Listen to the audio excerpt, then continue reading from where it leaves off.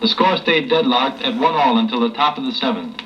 Then Davy Williams cracked a base hit to center and took second on an outfield fumble. I flied out, but Whitey Lockman walked and Al Dark singled to drive in the tie-breaking run. The team gave me 2 more runs to work on in the top of the ninth. But what was so thrilling that night was the way I had it.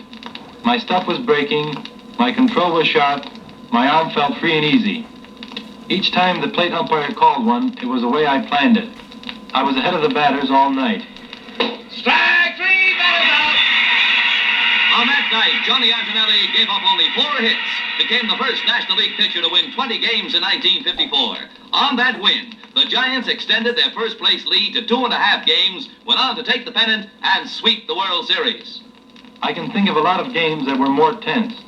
But that night when I could put the apple just where I wanted to, that night in 1954 when I won my 20th game, that was my biggest thrill in baseball.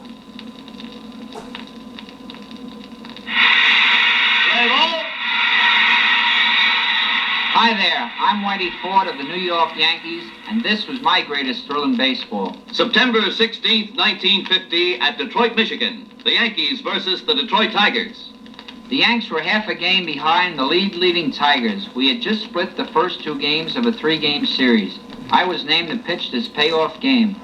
My record for the season was 6-0, but Dizzy Trout was facing me on the mound, and Dizzy was a hard man to beat that year. Over 56,000 fans watched me get in trouble in the first inning. Only a great throw by Jerry Coleman that beat Pretty in a slide for home plate kept the Tigers from scoring. In the 6th, Joe DiMaggio belted his 30th home run of the year to give me a slim 1-run lead. Then came the 8th inning. Wham! Vic Wertz caught one of my fast ones and doubled in the tying run. I had to face Hoot Evers and Johnny Groth.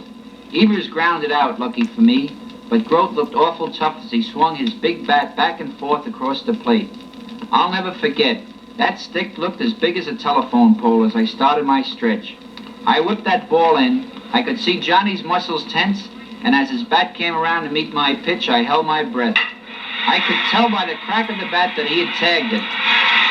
I just stood there, and it wasn't until the boys began to pound my back that I realized that Groth had hit on the ground and had been thrown out, leaving the tie-breaking run stranded.